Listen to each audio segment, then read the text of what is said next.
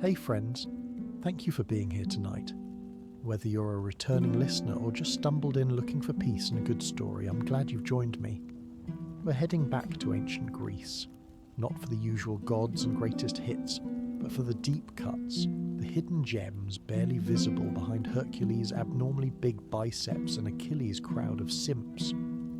You've heard of the legends everyone talks about, but what about the hero who fought a sea monster and still had time to argue with his in-laws? Or the one who saved a whole city and got paid in slightly nicer sandals? These are the stories of the unsung, the bold, the brilliant, and sometimes the bewildered, and I promise they're just as grand, just as moving, and maybe even more human than the names carved into temple walls. Before we begin, if you enjoy what I do, if these tales help you wind down, escape, or just feel a little more connected, please hit that like button and subscribe if you haven't already. It really helps keep this going, not to mention goodwill from the algorithmic fates. And drop a comment too. Tell me where you're tuning in from and what time it is when you join me. I'd love hearing from you, but enough of that. Now take a deep breath, get cozy, listen to the lyre slowly fade into the Aegean, and let these ancient tales carry you into your own journey. You've earned this rest, and I've got a story or two to tell you.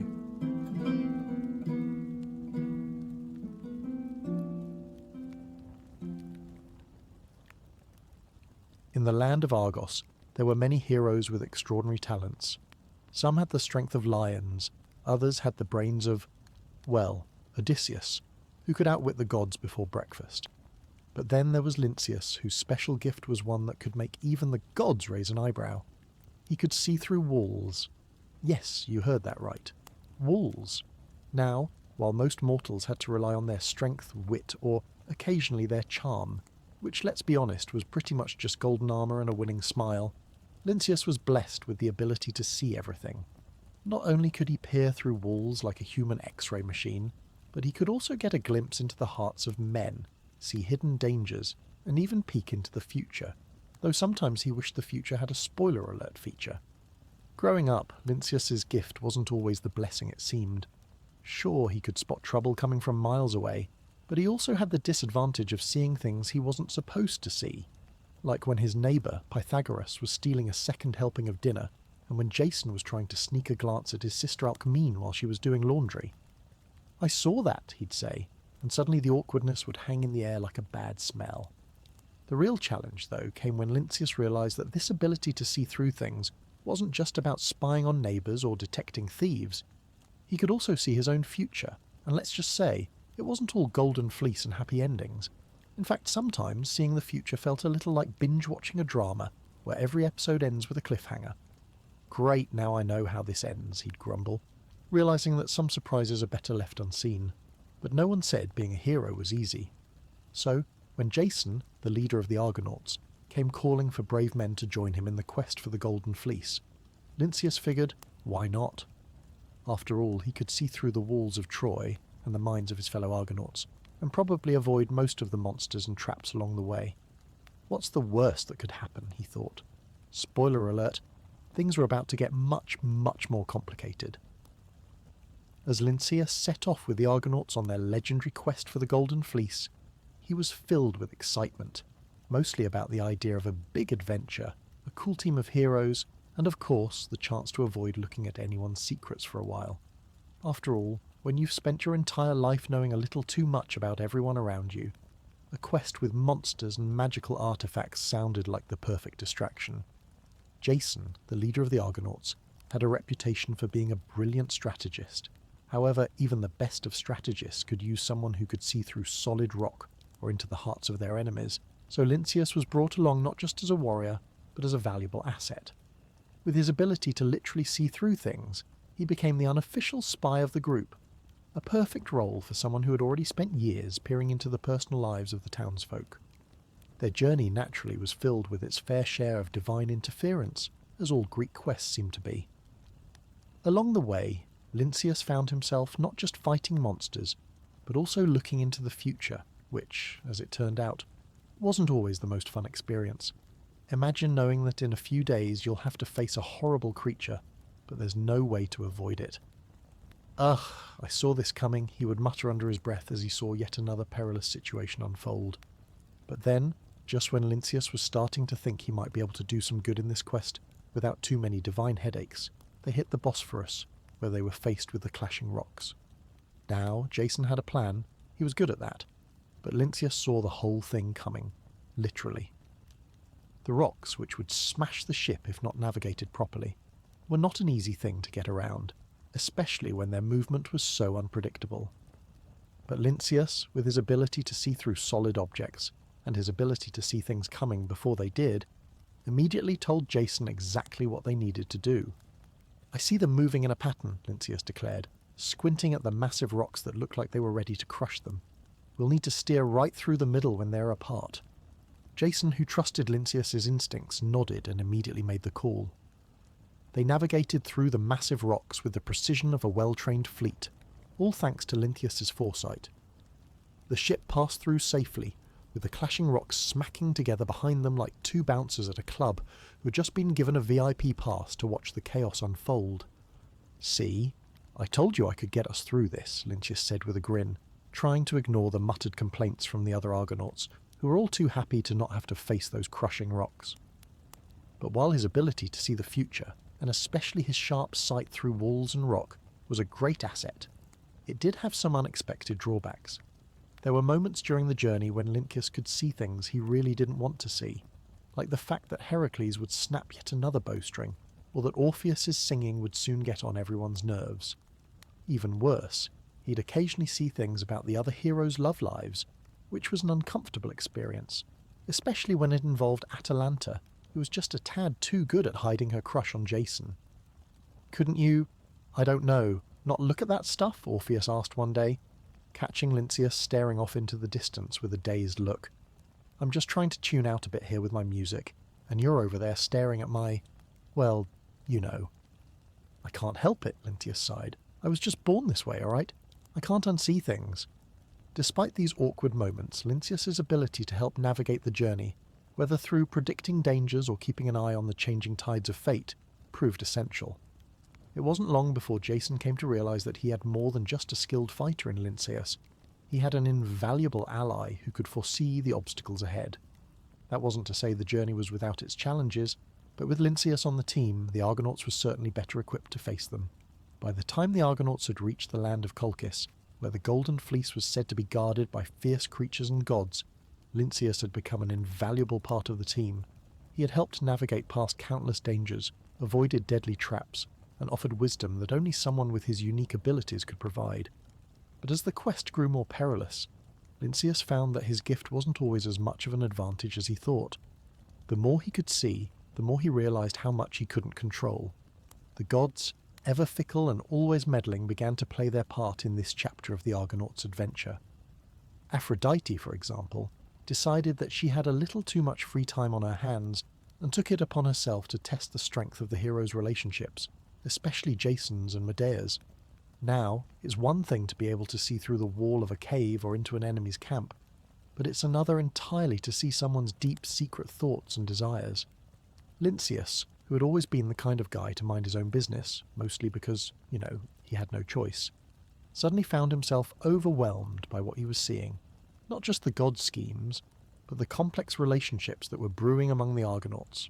For example, one morning as the crew gathered for their usual breakfast, which was mostly dry fish and stale bread, Lynceus glanced over at Jason, who had been staring at Medea with an almost dangerous intensity.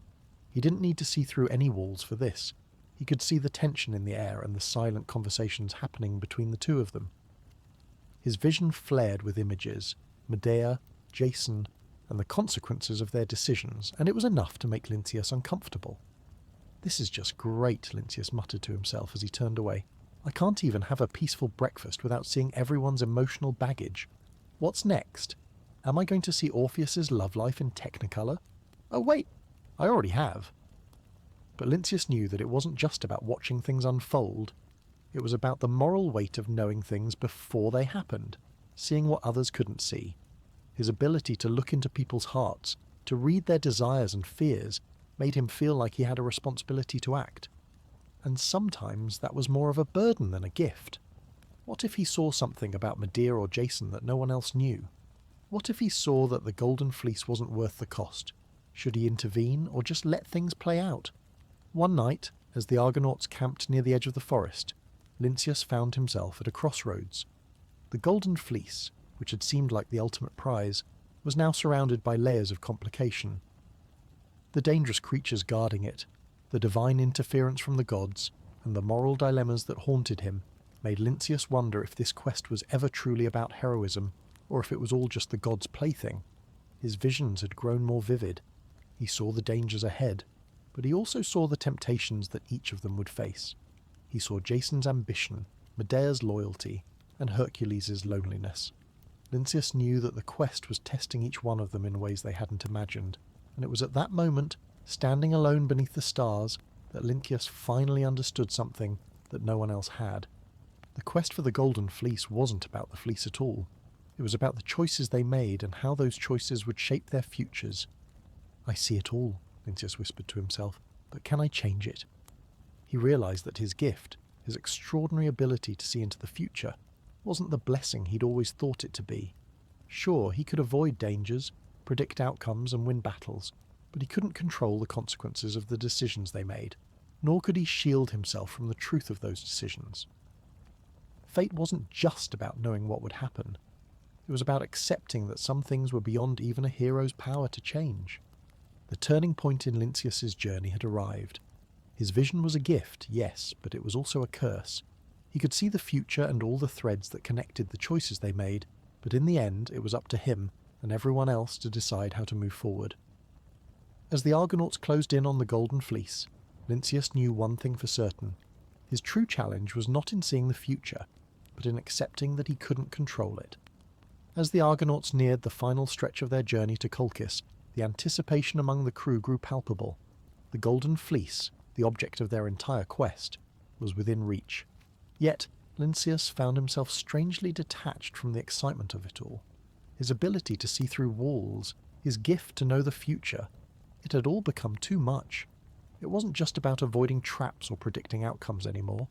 Now he could see the true cost of their pursuit, and as the days passed, the visions grew more unsettling. It wasn't just the fleece he saw, it was the aftermath. The consequences of their choices weighed heavily on his mind, and what he had once thought was an honour, being part of this group of heroes, now felt more like a burden. One evening, as the Argonauts gathered around a campfire, Lynceus sat apart, watching the flames flicker and dance. His mind was not on the conversation about strategy or the treasure they sought, but on the moral toll this quest was taking on them all. Jason, who had once seemed so certain of his role as the leader, now seemed driven by something darker. His ambition had become all-consuming. Medea, though loyal, had her own internal struggles that Lynceus could see with painful clarity. Hercules had always been a force of nature, but Lynceus saw the loneliness in his heart, the quiet desperation for something more than just physical strength. And then there was Lynceus himself. His gift, which he had once thought of as a blessing, now felt like a curse. He could see what the gods had planned, but he was powerless to stop it. He could see the pain that would come from the decisions they made, the struggles they would endure, and he knew that, in the end, the Golden Fleece might not bring them the peace they sought. "Why are we really doing this?" he asked himself, his voice barely a whisper in the cool night air. He was tired of fighting for glory, tired of being a pawn in the gods' game. In a quiet moment, Medea approached him. She had noticed the distant look in his eyes, the weight he carried in his heart. "You've been quiet," she said softly, sitting beside him. "What's troubling you?" Lynceus didn't look at her immediately. His gaze remained fixed on the fire. "I can see the end of this, Medea," he said, his voice tinged with frustration. "I see the price we'll pay for this fleece. The gods have already decided what will happen to us. We can't escape it." Medea's eyes softened with understanding. "You can see the future," she said, her voice barely audible. "But that doesn't mean you're bound to it. It doesn't mean that we can't change it." But Lynceus wasn't so sure. He had always believed that his ability to see the future would make him unstoppable. He had felt invincible, like he could predict every obstacle, avoid every disaster. But now, as they neared the fleece, the truth settled in. No matter what he saw, he couldn't change it. The very idea of fate, that his vision of the future might not be as flexible as he had once thought, was a bitter pill to swallow. In his heart he wanted to believe that the future wasn't set in stone, that his choices mattered. But the more he saw, the more he realized that the threads of fate were woven by forces much greater than him. As the quest to claim the Golden Fleece took its final steps, Lynceus knew that he had to make a choice. Would he continue down this path, accepting that the gods had their plans for him and his companions, or would he defy them in the only way he could, by accepting his limitations? The decision wasn't easy, but after long nights of restless thought, Lynceus came to a realization. True heroism wasn't about controlling the future or bending fate to your will. It was about accepting that the future was unknown and embracing the uncertainty.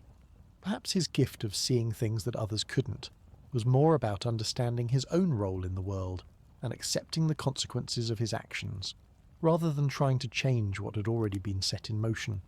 The final leg of the journey to Colchis had arrived, and the tension among the Argonauts was palpable.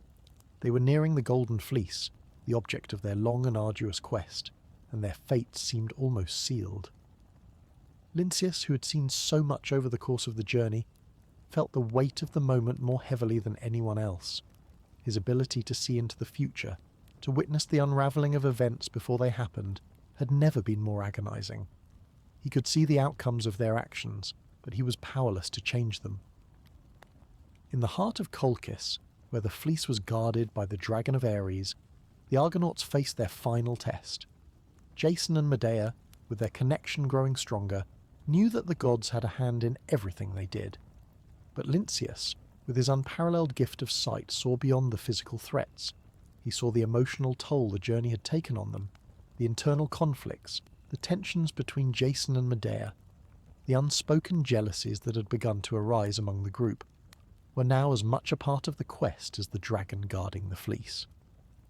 When they arrived at the gates of the temple, Lynceus felt the fate of each Argonaut as if it were his own. He could see how the fleece would shape them all, how it would either fulfill their dreams or shatter them entirely. But the future, he knew, was not something he could control.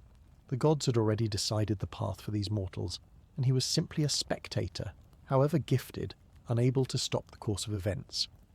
On the night before the final battle to retrieve the Golden Fleece, Lynceus stood at the edge of the camp looking out at the river that wound its way through the heart of Colchis. The stars twinkled above, but for him they were like distant memories, beautiful but out of reach. He didn't know how much of his future had already been written. He felt the pull of fate, the invisible force that had guided them this far, and wondered if there was still room for choice. As he stared out into the night, Medea approached him, her footsteps light but purposeful. "You've been quiet," she said softly, her eyes filled with a quiet understanding of what Lynceus was feeling. She could sense his internal conflict, his frustration with his own abilities, and his weariness from constantly knowing what was coming. "I see it all, Medea," Lynceus replied, turning toward her. "I see the danger. I see the choices we're making, but it doesn't matter. The gods have already written it. We're just playing our parts." He paused, his voice heavy with the burden of knowledge. "I can't change what's already been decided, but I'll do my part." Medea's gaze softened. "None of us can change the gods, but that doesn't mean we don't have choices. You don't have to let your gift define you, Lynceus. You can still act, even if the future is already laid out before you.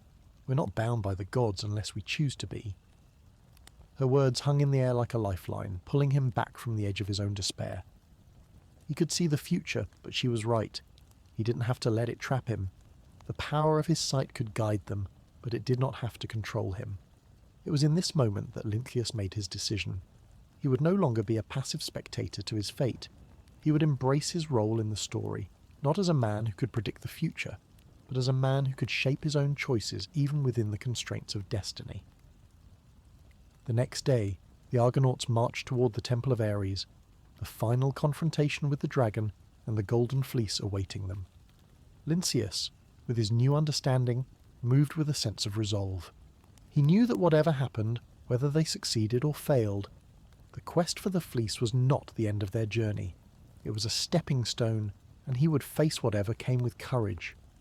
Jason, Medea, Heracles, Orpheus, and the rest of the Argonauts braced for battle. As Lynceus stood among them, He could see the threads of fate weave their way through the group, but this time he no longer feared what was to come. They were all bound together, and together they would face whatever the gods had in store. In the end, it was Medea who used her magic to subdue the dragon, and it was Jason who claimed the golden fleece. But Lynceus, for his part, had played his role, guiding the team through the temple's traps, offering wisdom when it was needed most, and standing firm as a reminder that sometimes the journey mattered more than the destination. When the Argonauts finally returned from their arduous quest for the Golden Fleece, they were hailed as heroes. Songs were written, tales were told, and the fleece was paraded as the symbol of their collective triumph. Jason, though weary from the journey, stood as the leader of the greatest band of heroes Greece had ever seen, and Medea, by his side, became a legend in her own right. Yet for Lynceus, whose gift of foresight had been both a blessing and a curse, the journey had left a deeper mark than just the physical scars of battle. In many ways, Lynceus's greatest victory was not the Golden Fleece itself, nor his role in helping the Argonauts achieve their goal. It was the quiet realization that his true strength was not in his ability to see through walls or glimpse into the future. It was in his ability to accept his limitations and choose how to act within the constraints of fate. He had long been haunted by the thought that if he could see the future, he should be able to control it. But over time, Lynceus learned that even the most gifted heroes had to accept that some things were beyond their grasp. As the Argonauts celebrated their return, Lynceus couldn't fully join in the jubilation. He was happy to see his comrades succeed, but the questions that had haunted him throughout the journey lingered. Was he truly a hero? What had he really accomplished beyond simply knowing what was going to happen? His gift had been invaluable, but at times it felt more like a prison than a power. The truth he realized was that no hero could escape fate, no matter how much they could see it coming. Even the gods could not change their own fate, much less the future of mortals. When the heroes of the quest parted ways, Lynceus returned to Argos, his home, carrying with him the weight of his knowledge and his gift. The people there had once looked at him as a hero, but now, as time passed, Lynceus found that he could not escape the sense that he was forever haunted by the truths he had seen. His relationships with his fellow mortals became strained. How could he connect with them when he saw their deepest secrets? And even more painful was the distance between him and Marpessa, whom he had once fought so hard to win and keep. Though they had shared a love, it was difficult for him to share anything else with her, knowing what he knew. The burden of his gift was too great, and it began to weigh on their relationship, leaving them both emotionally distant. But Lynceus did not let the burden of his gift break him. His legacy, as it would turn out, was more about his acceptance of fate than his ability to change it. He lived the rest of his life as a reminder to the heroes who would follow that no matter how much you can see, no matter how much you know, true heroism comes from acting with courage in the face of uncertainty, knowing that not everything is within your control.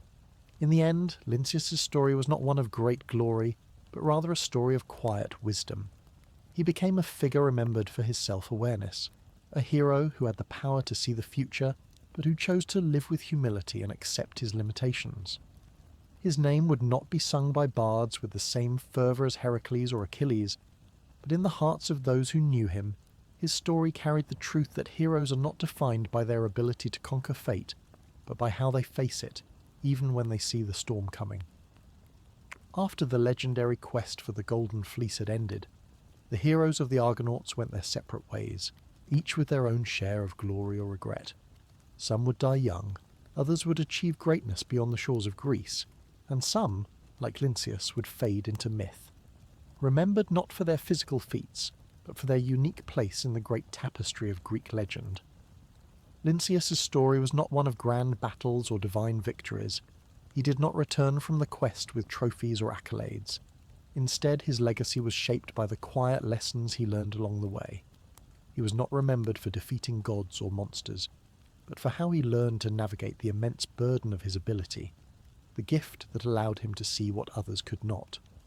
It was a gift that made him invaluable to the Argonauts, but also one that isolated him, for how could he ever truly be understood by those around him? Lynceus's vision, both literal and metaphorical, revealed more than any man should ever have to see. But it wasn't just the burden of his powers that shaped his legacy. It was his growth as a person. He started his journey thinking that knowing the future would make him invincible, but he ended it realizing that the true measure of a hero wasn't about controlling fate, it was about accepting it. Lynceus became a figure who understood that no matter how much you could foresee, you could never control the outcome. His decision to accept the limits of his abilities, to stop trying to control his fate, is what ultimately elevated his story to one of wisdom rather than sheer adventure. The Argonauts, as a group, were remembered for their bravery, for overcoming the trial set before them by both mortals and gods. Yet, Lynceus's place in their story was more quiet, more introspective. His greatest contribution wasn't in the way he fought or the number of enemies he felled, but in the way he served as a mirror to the other heroes, showing them that strength alone wouldn't define them, but rather how they dealt with the uncertainty that awaited them at every turn. Medea, who had seen so much of Lynceus's struggles, often thought of him in the years after the quest had ended. In her quiet moments, when she reflected on the challenges of her own fate, she remembered how Lynceus had struggled with his own knowledge of the future, how his gift had both burdened and protected him. She understood, perhaps more than anyone, the weight of knowing too much, and how it could distort a person's sense of self. Lynceus's acceptance of the limitations of his gift became an example to her, and in some ways it helped her find peace with her own role in the gods' endless games. In Messenia, where Lynceus had once been celebrated as the son of a noble house, the people continued to tell stories of the mighty Argonauts. Lynceus's name was mentioned among those of the great warriors, but he was not spoken of with the same fanfare as Jason or Heracles. Rather, he was remembered as a man of insight, whose true heroism lay not in his physical feats, but in his wisdom, the wisdom to understand that knowing the future was not the same as controlling it. His gift, which had once been a source of pride and strength, became a symbol of the humility that all heroes, mortal or divine, must come to understand. In the annals of Greek mythology, where heroes' stories are often told in bold strokes of valour, Lynceus's tale stands as a quiet testament to the power of acceptance. His strength was never in his ability to predict the future, but in his ability to face it with the understanding that no matter how hard he tried, he could never change what was already meant to be. As for the Golden Fleece, it remained a symbol of divine will, a reminder that even the greatest heroes are merely pawns in the gods' eternal games. Yet, the heroes who sought it out, like Lynceus, left behind their own stories, filled with moments of pride and humility. For some, like Jason, the fleece was a symbol of triumph. For others, like Lynceus, it became a symbol of the acceptance of things beyond one's control. There's a saying in ancient Greece that goes something like this: "The winds of fate blow for everyone, but for some, they come with a bit more flair." And if anyone embodied this idea, it was Zetes, the son of Boreas, the mighty north wind.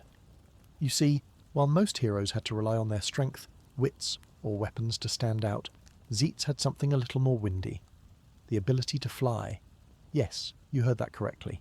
He could actually fly, and not just like those dainty, half-hearted attempts we see in mythological stories with poorly drawn wings. Zetes had wings like the north wind itself, strong, fast, and a bit of a show-off. Imagine being the kind of guy who could show up to a battle, swoop in, and swoosh past your enemies faster than they could blink. Zetes and his brother Calais, who shared his divine heritage, were the ultimate air force of their time. These two winged wonders didn't need horses or chariots to travel. They just spread their wings and whoosh, off they went, faster than any mortal could follow. But let's be real. Being the sons of a god of the north wind has its ups and downs. On the upside, flying like a bird is super cool, and really handy when you need to escape a sticky situation. On the downside, though, you have absolutely no control over how fast you can go. Zetes, who was used to moving faster than a chariot race on steroids, often found himself in situations where he accidentally left people behind, or blasted through things with the force of a storm. Imagine being so fast that even your friends can't keep up. Awkward, right? Still, this high-speed lifestyle didn't slow Zetes down one bit. As the son of Boreas, he was also naturally strong and fierce, a deadly combination. He wasn't just fast, he was tough. He'd grown up in the mountains of Thrace, where the winds were often as cold as his temper. And that fiery, stormy nature came in handy when he was chosen to join the legendary crew of the Argonauts, led by none other than Jason, the man with the golden fleece obsession.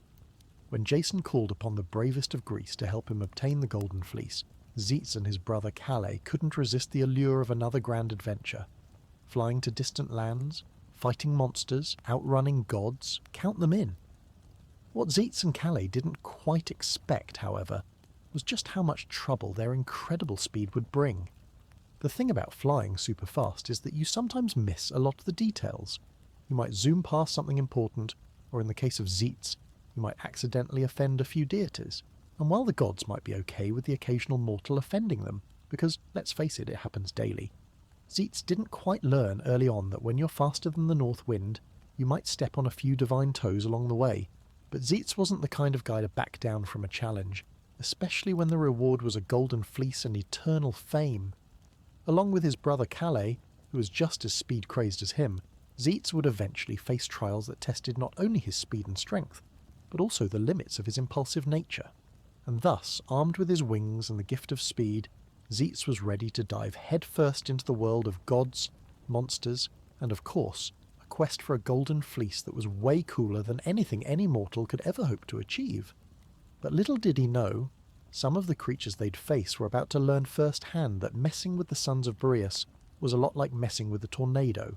It wasn't a good idea. As the Argonauts set sail on their quest for the Golden Fleece, Zetes and his brother Calais quickly became indispensable members of the team. Not just because they could fly, but because of the way their speed gave the Argonauts a significant edge over both natural and supernatural threats.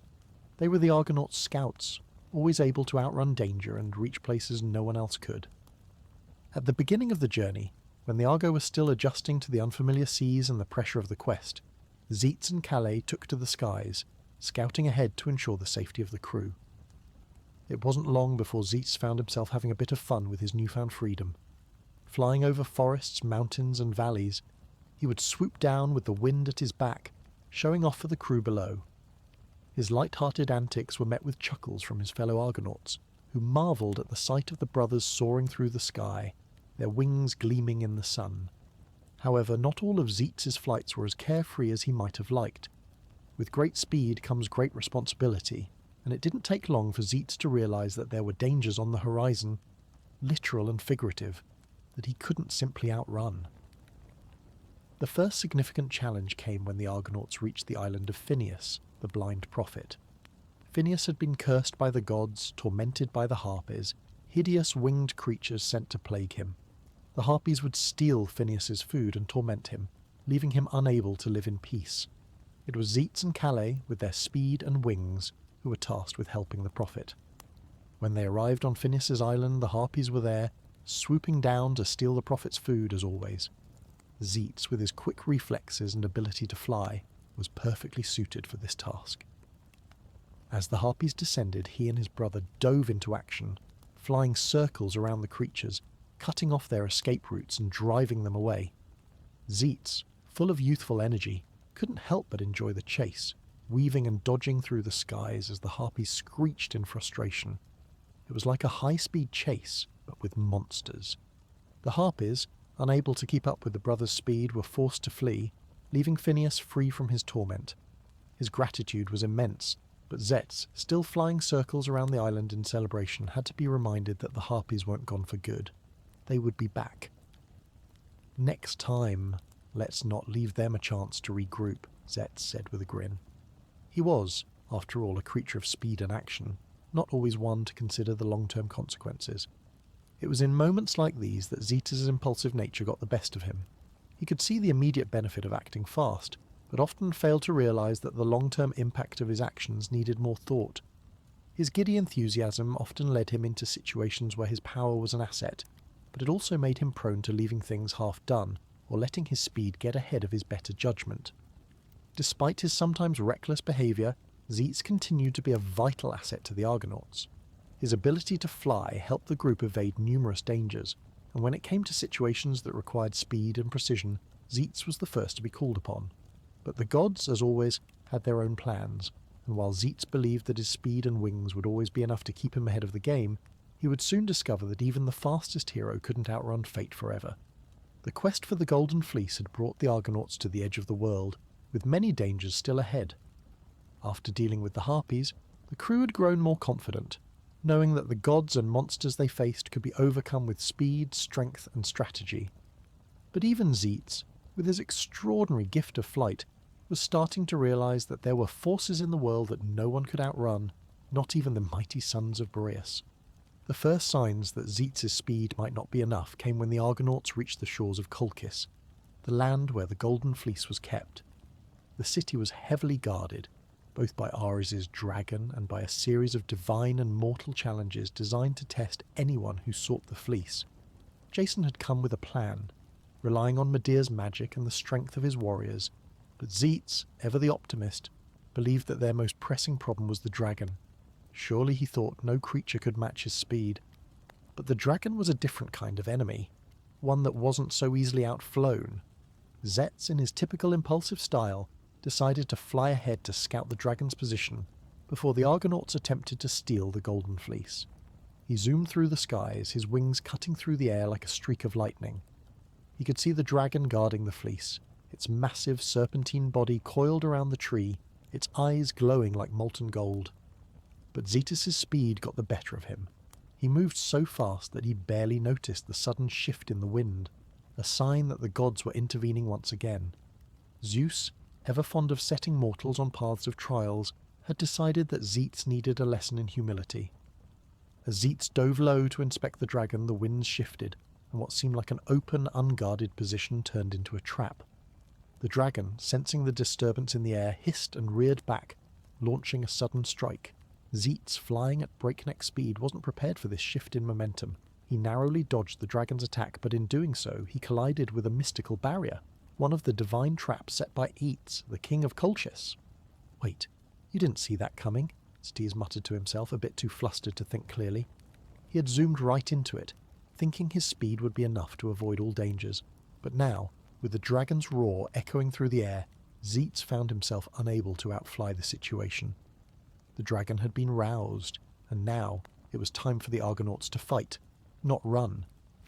As the Argonauts charged forward, Jason and Medea leading the charge, Zetes realized that his impulsive speed was not always the solution to their problems. He had been so used to running ahead of everyone that he had forgotten to account for the larger picture. The dragon, despite being an enemy of incredible power, could be overcome with the right strategy, but not with brute force or speed alone. I should have waited, Zetes muttered to himself, realizing that while flying at lightning speed had its advantages, it was also a dangerous approach when dealing with enemies who didn't just rely on physical power. Sometimes the key to success wasn't about getting there first, but strategizing with your team and adapting to the challenges ahead. But Zetes' realization came too late for him to undo the damage. The dragon had already sensed the presence of the Argonauts, and was now on full alert. Zetes was able to use his flight to distract the creature and draw its attention away from Jason, but the battle that followed proved that no one was invincible.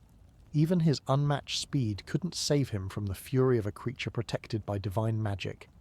The Argonauts had to fight as a unit, using their combined strength and strategy to subdue the dragon. When the dust finally settled, Zetes found himself nursing a bruised ego and a newly sharpened sense of humility. The gods, he realized, didn't like it when mortals thought they could outsmart fate with their speed and power. There were trials ahead that couldn't be avoided by simply flying faster than everyone else. His impulsive nature had brought him face to face with the consequences of thinking too highly of his own abilities, and now, more than ever, he understood that sometimes the greatest heroes were those who learned when to slow down and think. After the encounter with the dragon, and the realization that his impulsive nature had nearly undone their chances of success, Zetes found himself in an unfamiliar position, doubting his own abilities. For much of his life, his speed had been his greatest asset. Flying faster than anyone had always been enough to solve problems, but now, with the Golden Fleece within reach, Zetes understood that there were challenges in this world that even his wings couldn't help him conquer. As the Argonauts made their way through the labyrinthine temple of Ares, preparing for the final attempt to retrieve the Golden Fleece, Zetes began to reflect on his journey and the mistakes he had made. He had always been the one to act first, often charging headfirst into danger without thinking of the consequences. His ability to fly had made him feel invincible, but now, in the face of divine trials, he could see that brute force and speed weren't enough to guarantee victory. His mind raced with self-doubt as he watched the other Argonauts prepare for what would be their final battle. Jason, calm and determined, was strategizing with Medea on how they would confront the dragon, using her magic and his leadership to make the best of the situation. Heracles, ever the warrior, was sharpening his weapons, ready to engage in physical combat. Meanwhile, Orpheus played his lyre softly, his music calming the tension in the air. Each of the Argonauts had their own role to play, and Zets began to wonder where he fit into all of this. As the group settled into their positions, preparing for the confrontation with the dragon, Zetes stepped away from the others, seeking some solitude. He took to the skies, hovering above the camp, the wind rushing through his feathers. As he soared higher, his thoughts became more chaotic, his doubts swirling like the winds he controlled. I was so sure of myself, he thought. I thought I could solve everything just by flying faster, by being the quickest. But what if speed isn't the answer? What if it's more about patience, strategy, and the ability to think rather than just move? He looked down at the Argonauts below. They were preparing to face the dragon, a creature that even Heracles couldn't easily defeat. The fleece was guarded by not just physical strength, but divine power. Zetes knew he couldn't rely solely on his ability to fly. He needed to be part of the team, to support Jason, Medea, and the others in ways that went beyond just rushing in. In that moment, he made a decision. He would change his approach. Instead of flying off to face the danger alone, he would work with the group, using his abilities in a way that complemented their strengths. Zetes realized that sometimes even the greatest of heroes had to adapt, to recognize that speed and strength alone wouldn't win the day. It was about working together, respecting each person's role in the larger picture. When the time came for the final confrontation with the dragon, Zetes was no longer the reckless speedster who had rushed into battle with little thought. This time, he used his ability to fly to distract the dragon, weaving around it with precision, guiding its attention away from Jason and Medea. His wings became the perfect tool for creating openings and providing the team with opportunities. Zetes didn't need to outrun the dragon or defeat it himself. Instead, he was there to make sure the team had the best chance to succeed, working in tandem with the others. With the help of Medea's magic and Jason's strategy, the dragon was finally defeated, and the Golden Fleece was within their grasp. As Zetes landed back beside his fellow Argonauts, he felt a sense of pride not in his speed, but in his role as part of the team. For the first time in his journey, he understood that heroism wasn't just about the individual. It was about working together and accepting the strength that came from the unity of the group. After the Golden Fleece was secured and the dragon defeated, the Argonauts began their journey back home, their mission accomplished. The fleece, the symbol of divine power, had been reclaimed. The winds of fortune now seemed to blow favourably for the heroes, and their triumph was undeniable. However, for Zetes, the true victory had already been won long before the fleece was placed safely in their hands. It was in those final moments when the group stood victorious after overcoming their greatest challenges that Zetes realized something profound. He had grown, not just as a hero, but as a person. No longer did he view the world through the lens of speed and flight alone. He understood now that heroism wasn't just about quick reflexes or outdistancing others. It was about working with others, understanding when to act alone and when to support. During their return journey, Zets had taken a more active role in making decisions alongside Jason and the rest of the Argonauts. He had earned their respect not just through his abilities, but through his ability to adapt and see the bigger picture.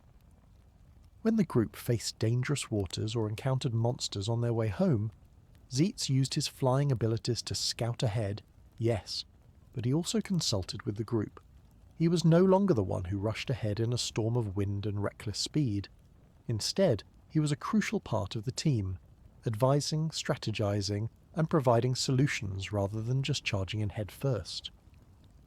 One of the key moments of Zetes' transformation came when the Argonauts encountered the Sirens, the temptresses, whose songs could lead sailors to their doom.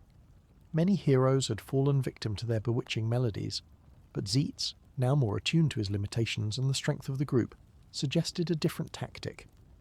Instead of rushing ahead to fight the Sirens, he recommended that they focus on blocking out their song, using the skills of Orpheus, the group's musician. The team, led by Orpheus, played their own music, so powerful that it drowned out the siren's seductive calls. Zetes, whose flying speed had often been his solution to every problem, now understood that sometimes wisdom and strategy were more powerful than speed alone. As they sailed back, Zetes spent more time reflecting on his role within the Argonauts, his wings no longer merely a tool for escape or conquest, but part of a more balanced approach to heroism. He had learned that the journey wasn't just about reaching the destination. It was about the growth and connections made along the way. He had at last accepted that he couldn't fly away from the consequences of his past choices. Yet, despite his internal transformation, Zetes still faced a poignant realization. The Argonauts were not invincible, and no matter how much he had learned, there were still forces beyond his control. The gods, who had helped them to success, would not be content to let the heroes return to their homes without one last trial.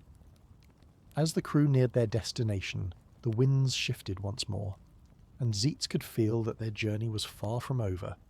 He understood now that no matter how much he had learned, the road ahead was still fraught with challenges. Zetes' role in the Argonauts' quest was not only pivotal in the physical sense, but also in terms of the team's emotional growth. His transformation from the reckless, speed-driven hero to a strategic, team-oriented figure mirrored the group's collective maturation. Zetes had come to realize that the real strength of a hero is not in how fast they can act, but in how well they can adapt to the needs of their team and the situation at hand. In the aftermath of the Golden Fleece's return to Iolcus, Zetes was no longer remembered simply for his winged speed. He was celebrated for his wisdom, humility, and dedication to the team. His legacy, like that of many of the Argonauts, was one of growth, balance, and the understanding that heroism was not just about victories, but also about how one learns from their flaws. When the Argonauts finally returned to Iolcus, the city that had sent them on their legendary quest for the Golden Fleece, they were met with a hero's welcome. Songs were sung, feasts were held, and the Golden Fleece was placed in its rightful place, a symbol of victory over both mortal and divine challenges. Jason and Medea, as the masterminds behind the quest, were naturally celebrated, but in the aftermath of their victory, something important was also recognized. The true heroes of the journey were not just those with the loudest weapons or the most impressive feats. They were also the ones who had learned from their mistakes and adapted to the challenges in front of them. Among these heroes was Zetes. No longer the reckless, fast-flying warrior who relied solely on his speed, Zetes had evolved into a more self-aware, collaborative hero. His ability to fly, once his defining trait, had transformed into just one piece of his character. He had learned that acting with the team, using his strengths to support others rather than charging in alone, made him a more powerful ally. His impulsive nature, once a liability, had been tempered by the wisdom he gained on his journey, and this made him all the more valuable to the Argonauts. While Zetes' name wasn't sung as often as Heracles' or Jason's, it was still spoken with respect. He had been one of the unsung heroes of the quest, not because of a lack of power, but because his strength lay in his ability to adapt and support his teammates when they needed him most. His legacy wasn't about winning battles or defeating monsters. It was about learning to slow down when the moment called for it, to think before acting, and to understand that true heroism was often more about patience and teamwork than rushing into things head first. As the Argonauts went their separate ways, Zetes returned to Thrace, where he became a figure of wisdom in his own right. He was not just the son of Boreas, he was a man who had lived through the trials of the quest, who had experienced firsthand the consequences of unchecked speed and impulse. His wisdom became known far and wide, and he was often called upon by other heroes for counsel, particularly in matters of strategy, teamwork and self-discipline. In the years that followed, Zetes became a mentor to the younger generation of heroes, teaching them that the path to greatness wasn't always about being the fastest or the strongest. It was about learning from mistakes, embracing your strengths, and knowing when to act as part of a team. He wasn't a god or a demigod, but his story lived on as an example of how humility and self-awareness could elevate a hero beyond the surface level of glory and strength. Even the gods, who had once tested him with their trials, came to respect Zetes in their own way. Zeus, the king of the gods, watched from his throne as Zetes matured into a true hero, not through divine favour, but through the choices he made. Zetes had learned the ultimate lesson. Speed and strength were only part of the story. The gods had gifted him wings, but it was his choice to grow, to learn, and to adapt that made him truly legendary. Among the legendary figures of Greek mythology, few were as revered as Diomedes, the son of Tyndareus and Eurymista, and a prominent figure in the Trojan War. His lineage was one steeped in royal blood, but it was his strength and bravery that would carve his name into the legends of Greek mythology. Diomedes was fierce, but he was not merely a warrior. He was also a strategist, a leader, and a hero whose connection to the gods would shape the course of the Trojan War. Born in Argos, Diomedes was destined for greatness from the moment he took his first steps. His father, Tyndareus, was the king of Sparta, and his mother, Eurymista, was a noblewoman. Despite being the son of royalty, Diomedes was not raised in the lap of luxury. From a young age he was trained as a warrior, learning the ways of combat, strategy, and leadership. He was often described as being stronger and more fearless than his peers, and as a young man he quickly earned a reputation as a warrior who could hold his own against the greatest of foes. However, it wasn't just physical prowess that set Diomedes apart from his contemporaries. He was a man of intelligence and wit, equally skilled in the art of warfare as in the subtleties of diplomacy. His ability to read the battlefield, to make decisions under pressure, and to inspire his comrades made him a formidable leader, one whose influence extended far beyond the battlefield. In the great story of the Argonauts, Diomedes' role was crucial. Though he was not one of the original members called by Jason, his inclusion in the crew was no accident. His skills as a warrior and his deep understanding of battle tactics made him a valuable asset to the quest for the Golden Fleece. His reputation as a fierce, strategic leader preceded him, and his presence was essential when the Argonauts faced numerous trials. As one of the few mortal heroes who had the favour of the gods, Diomedes' path was shaped by divine influence.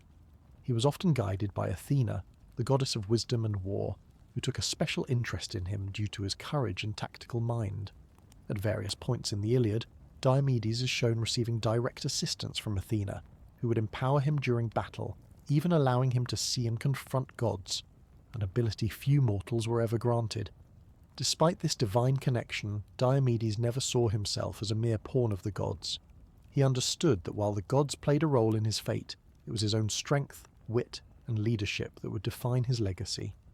Throughout his life, Diomedes would prove to be both a hero of tangible might and a master of the strategic mind, navigating the complexities of war and diplomacy with a blend of honour and cleverness that set him apart from his peers. When the Trojan War broke out, Diomedes was among the first to step forward and offer his services. His bravery in battle and his ability to inspire others made him one of the greatest warriors of his time.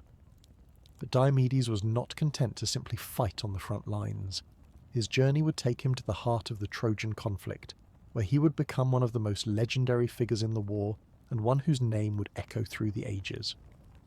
Among the many heroes who joined Jason on his quest for the Golden Fleece, Diomedes quickly established himself as one of the most formidable members of the Argonauts. His reputation for bravery, courage, and strategic brilliance spread across Greece, and his presence on the crew brought an added weight of authority to the journey. It wasn't just his physical strength, though he was undeniably one of the greatest warriors of his time. It was his ability to lead, to outthink opponents, and to bring unity to the group that truly set him apart. The Argonauts, though an exceptional group of warriors, were often faced with challenges that required more than just brawn. The Golden Fleece was not going to be handed to them. To succeed, they would need a combination of strength, intelligence, and a bit of divine intervention. Fortunately, Diomedes was equipped with all three. He was one of the few heroes in the group who could combine wisdom with action, and often found himself in positions where he could guide the group with his knowledge of battle strategy. One of Diomedes' first key contributions came when the Argonauts encountered the Symplegades, the clashing rocks. These massive rocks, which constantly moved toward one another, would smash anything in their path, making it nearly impossible for any ship to pass through unharmed. While Jason was the leader, Diomedes was the one who suggested the key solution. They would need to timing their passage perfectly, using the momentum of the ship and the current to slip through the rocks at the exact moment they separated. When Zetes and Calais, the winged brothers, took to the air to scout ahead, it was Diomedes who led the charge, guiding the Argo through the gap in the rocks at just the right moment. Thanks to his strategic foresight, the Argonauts sailed through the deadly strait without a single casualty. Diomedes' calm, focused leadership had saved them once again. Throughout the journey, Diomedes continued to prove his worth in ways beyond battle. When the Argonauts faced the Sirens, Diomedes knew that raw strength wouldn't save them. Instead, he recommended they use Orpheus's music to drown out the Sirens' deadly song, while ensuring the ship remained on course. His understanding of the broader picture, that strategic thinking and unity were key to their survival, made him an irreplaceable ally. His abilities were also called upon during the retrieval of the Golden Fleece. When the Argonauts reached Colchis, the fleece was guarded by a terrible dragon, a beast of massive proportions. While many of the heroes were focused on finding a way to fight the dragon, it was Diomedes who suggested that they outsmart the creature instead of engaging in direct combat. He helped orchestrate a plan to use distractions, timing, and a well-timed attack by Medea to finally overcome the dragon. Once again, it wasn't raw power but intelligence and teamwork that led to their success. Though Diomedes wasn't the most vocal member of the Argonauts, his actions spoke louder than words. Whether it was through his calm leadership, his strategic mind, or his ability to outthink enemies, Diomedes demonstrated that there was more to being a hero than just fighting battles. His wisdom, cool-headedness in crisis, and ability to make the best decisions under pressure made him a critical figure in the Argonauts' success. As the Argonauts continued their perilous journey toward the Golden Fleece, Diomedes' strength and leadership had been tested many times. But it was the final stretch of their voyage, the approach to Colchis, the land where the fleece was kept, that would prove to be the greatest test of his life. Upon their arrival at Colchis, the Argonauts found themselves not only facing physical challenges, but also divine obstacles. The fleece was not a mere treasure guarded by mortals. It was an artifact of immense divine power, and it was guarded by both monsters and gods. The land was ruled by Athens, a king with a dark reputation for cruelty, and the quest to retrieve the Golden Fleece was seen as an affront to his divine authority. The challenge of retrieving the fleece was compounded by Athens' demand. In order to claim the fleece, Jason and the Argonauts would have to perform a series of nearly impossible tasks. They were required to yoke 2 fire-breathing bulls, plough a field with them, and then sow it with the teeth of a dragon. Tasks that had already claimed the lives of many men who had attempted to retrieve the fleece before them. Diomedes had always been confident in his strength and wisdom, but the tasks ahead seemed insurmountable. Jason, while a capable leader, did not have the brute force necessary to accomplish the first of Aethys' demands. It was Medea, the daughter of Aethys, who offered them a lifeline. She would help Jason by giving him a magical potion to protect him from the fiery breath of the bulls. At this moment, Diomedes faced a moral dilemma. He had always believed in the idea of personal heroism, that a warrior should fight through his own strength, that success was a matter of individual effort. But with Medea's magic about to tilt the balance in their favour, Diomedes began to question, was it honour to rely on magic, or was it simply clever strategy? As they approached the task of ploughing the field, Diomedes was torn between his innate belief in brute strength and the realization that divine intervention might be necessary. Was he a hero only if he did things by his own hand, or could his true heroism lie in working with the divine to accomplish their task? His moment of doubt came when Medea's magic helped Jason control the fire-breathing bulls, allowing them to complete the task with minimal effort. The bulls had been fearsome, but Jason had completed the task in part thanks to Medea's help. Diomedes began to feel a sense of insecurity about his role. He had always been the one who relied on his own strength and skills, and now magic seemed to offer a shortcut. Is this what it means to be a hero? Diomedes wondered. Am I nothing without my sword? If I rely on magic, does that make me weak? The true turning point for Diomedes came when the final trial approached. The dragon guarding the Golden Fleece. This beast, a fierce, serpentine creature, was far too strong for even the greatest of heroes to defeat head-on. Diomedes had always prided himself on his bravery and honour, and this would be the true test of whether he could still hold on to those qualities. It was Athena, the goddess of wisdom and war, who appeared to him in a dream and gave him guidance.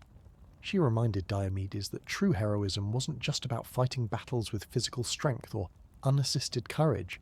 It was about knowing when to accept help and strategically using the tools at your disposal. Athena did not see Medea's magic as a form of weakness. Rather, she saw it as an essential resource that would help the Argonauts succeed. Diomedes woke with a new sense of clarity. He realized that heroism wasn't about pride or individual glory. It was about understanding the bigger picture, about working together with the gods and the people around you. Diomedes understood now that even the greatest heroes were not invincible on their own. A true hero knew how to embrace help when it was offered, wisdom when it was needed, and collaboration when the stakes were high. In the battle against the dragon, Diomedes was no longer alone. He fought with the Argonauts, but now, instead of relying only on his own strength, he also used Medea's magic to distract the beast and allow Jason to seize the golden fleece. This was a pivotal moment in his development. Diomedes had grown to understand that strength wasn't just a matter of personal prowess. It was a matter of wisely using the tools at your disposal, including the help of others. After the golden fleece had been secured and the Argonauts had escaped the clutches of the dragon, Diomedes found himself wrestling with a deep internal conflict. The battle against the dragon was a victory, but it had come at a cost: his ego. For so long, Diomedes had believed that strength and individual courage were the only true markers of heroism. The influence of the gods, and the fact that Medea's magic had played a crucial role in securing their victory, left Diomedes feeling somewhat displaced.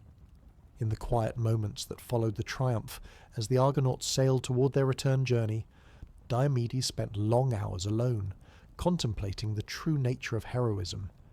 He had always prided himself on his ability to conquer enemies, lead armies, and act alone when necessary. Yet, he now realized that his self-reliance had limited his vision. For the first time, he acknowledged that heroism wasn't just about power or victory. It was about growth, adaptability, and the ability to work with others toward a common goal. The battle against the dragon had forced Diomedes to confront an uncomfortable truth. He had relied too heavily on his own abilities and hadn't given enough thought to the greater team effort. While he was capable of great acts of valor, the reality was that no single hero could succeed alone. Even in his greatest triumphs, the contributions of others had been just as vital. The magic of Medea, the wisdom of Orpheus, and the strength of Heracles had all played essential roles in ensuring their success, and in the end it was teamwork, not just individual valor, that had secured the Golden Fleece. But even as he accepted this, Diomedes still struggled. Was he still a hero if he didn't win by his own strength alone? Had he lost his place among the Argonauts, those who relied on their courage and self-sufficiency? The thought of relying on others, of allowing others' strengths to carry him, was difficult for a hero who had always fought alone, earned his place, and won on his own terms. Yet, as the Argonauts sailed further from Colchis, Diomedes began to understand that his true strength had always come from the group. He realized that he had never been alone. In every battle, in every trial, he had been part of a team that brought together the best of every hero's abilities. His leadership, courage, and wisdom were crucial, but they were not enough without the support of his fellow Argonauts. One evening, as the Argo sailed through the quiet waters of the Aegean Sea, Diomedes stood at the bow, his mind full of thoughts. The night sky was clear, and the stars shone bright above him. He had come to a decision. Heroism, he realized, was not about being the strongest or the bravest. It was about growing, about learning from others and using those lessons to contribute to the success of a shared mission. Diomedes turned to Jason, who stood beside him at the helm, and spoke in a quiet voice, full of newfound humility. "I was wrong, Jason," he admitted. "I thought a hero was only someone who could stand alone and fight. But now I see that real heroes are the ones who know when to lead, when to fight, and when to listen to those around them." Jason smiled, his respect for Diomedes deepening. "Every hero has their moment," Jason replied. "It's not about being perfect. It's about learning, about knowing when to step up and when to step back." Diomedes nodded, grateful for the insight and for the opportunity to grow. He understood now that heroism wasn't about achieving glory in isolation. It was about the journey, the decisions made along the way, and the lessons learned from the people you travelled with. The Argonauts had become more than just a team. They had become a family, each person contributing something essential to the whole. From that moment on, Diomedes stepped into his role not only as a warrior, but as a leader who understood the importance of collaboration. He would fight when the time came, but he would also listen, guide, and learn from others. The trials that had once seemed like burdens were now opportunities for growth, both for him and for the team. Diomedes had found his place among the Argonauts as a true hero, not one who fought alone, but one who knew how to embrace others' strengths, and in doing so become even stronger himself. After the Golden Fleece was secured, and the Argonauts completed their perilous journey back to Iolcus, Diomedes found himself in a very different place from when the journey had first begun.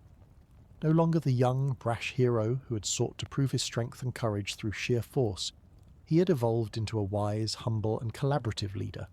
The tribulations and challenges he had faced on this journey, not just against physical monsters but within himself, had shaped him into a hero of depth, not just in bravery, but in wisdom.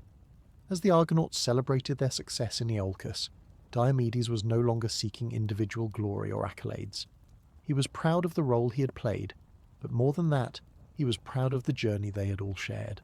He had found, for the first time in his life, that heroism was not about seeking glory, but about contributing to something greater than oneself. He was no longer the lone warrior charging into battle. He was part of a team, and their success was a reflection of the unity they had built together. However, despite his inner growth, Diomedes' journey was far from over. He understood now that the true test of heroism was not in the moment of victory, but in the lessons you carried forward. He would continue to face new challenges, both external and internal, but he was no longer the self-doubtful warrior of his early days. Diomedes had learned to embrace others, to grow from their experiences, and to be vulnerable enough to accept help when needed. As the heroes disbanded and returned to their respective homes, Diomedes was not immediately hailed as the greatest warrior. Yet those who had travelled with him knew his worth, and in the years that followed, Diomedes became a legendary figure not just for his physical prowess, but for his leadership and wisdom. He was no longer the hero who acted alone. He was the hero who knew that strength came from knowing when to fight and when to rely on others. His legacy spread across Greece, and younger heroes sought him out for guidance. They wanted to understand not only how to win battles, but how to become true leaders. Diomedes became a mentor, teaching them the value of collaboration, the importance of humility, and the necessity of reflection. His advice was simple but profound. True strength is not in how hard you can hit, but in how well you can lead. One of Diomedes' greatest moments of legacy came when the next generation of heroes, particularly Nestor, Teucer, and Achilles, looked to him for wisdom during the Trojan War. His experience in leadership and his understanding of strategy made him one of the most trusted voices in the Greek army. He was called upon not just to fight, but to guide. Achilles, in particular, respected Diomedes' ability to control his rage and act with precision, rather than acting purely out of brute force. In the Iliad, Diomedes was often noted for his bravery, especially in the face of the gods. In the middle of battle, Athena gave him the ability to see the gods, and even confront them. He did not flinch in the face of divine intervention. Instead, he stood firm and took the battle to the gods themselves. He wounded Ares, the god of war, a feat that many heroes would never dare to attempt. But even in this moment of great triumph, it was not just the physical victory that mattered, it was the fact that Diomedes had learned to act with wisdom, not just raw power. Diomedes' actions during the Trojan War were those of a man who had understood the complexity of war. He knew when to strike and when to retreat, when to lead and when to follow. The gods themselves came to respect him, not because he was the most powerful, but because he was the most thoughtful and measured in his approach. Diomedes had become the paragon of leadership, showing that heroism wasn't just about physical dominance, but about strategic thinking, honour, and knowing when to take risks and when to act in the greater interest of the team. As the Argonauts returned to their respective homes and their legendary journey came to a close, Diomedes found himself at a crossroads. The Golden Fleece was no longer the prize. It was the growth he had undergone throughout the journey that stood as his greatest triumph. He had learned to work with others, to rely on the strengths of his companions, and to embrace wisdom over blind courage. And though his fame would never rival that of Heracles or Jason, Diomedes carved a unique place for himself in the annals of Greek mythology. As a hero whose legacy was shaped by his ability to adapt, mentor, and lead with both strength and humility. When Diomedes returned to Argos, He was hailed as one of the greatest warriors of his generation, but it was his strategic mind and his ability to inspire those around him that truly set him apart. While he was still respected for his bravery and battle prowess, it was his role as a leader, both on the battlefield and in times of peace, that earned him the deepest respect among his people. He became known not only as a warrior, but as a wise counsellor, someone whose advice was sought by younger heroes looking to prove themselves. Diomedes' influence was felt most powerfully during the Trojan War, where his leadership became crucial to the Greek army's success.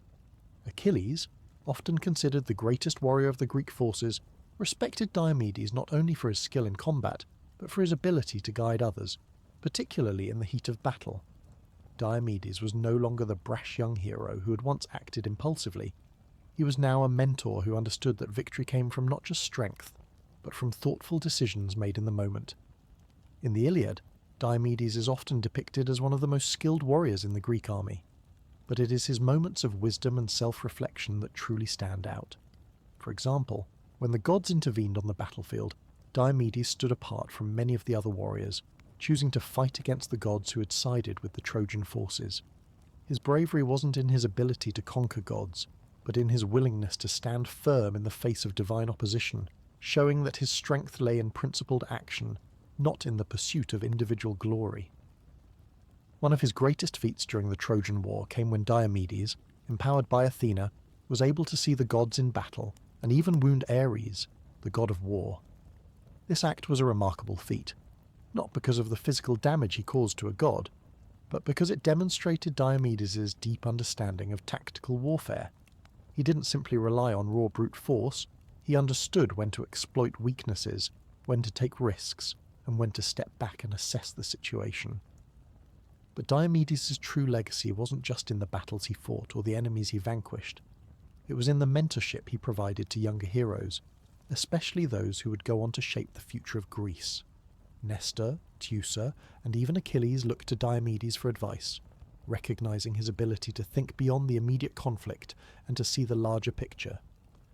In their eyes, Diomedes was not just a warrior, he was a strategic genius, someone who could make sense of even the most chaotic situations and inspire others to do the same. The Trojan War itself was the ultimate proving ground for Diomedes' evolution. By the time the war reached its peak, he had become a pillar of strength not just for his combat prowess, but for his strategic insight and leadership. He helped shape the Greek war effort not by leading with pure force, but by instilling a sense of cooperation among the warriors. He was a leader who valued unity, understanding that only by working together could the Greeks hope to bring an end to the war. Even after the Trojan War, Diomedes' legacy continued to influence future generations of heroes. His story became one of balance, teaching others that heroism wasn't about being the strongest, but about knowing when to fight, when to lead, and when to trust in the strength of others. He had lived through the most legendary battles of his time, but it was the lessons he imparted that truly made him one of the most respected figures in Greek mythology.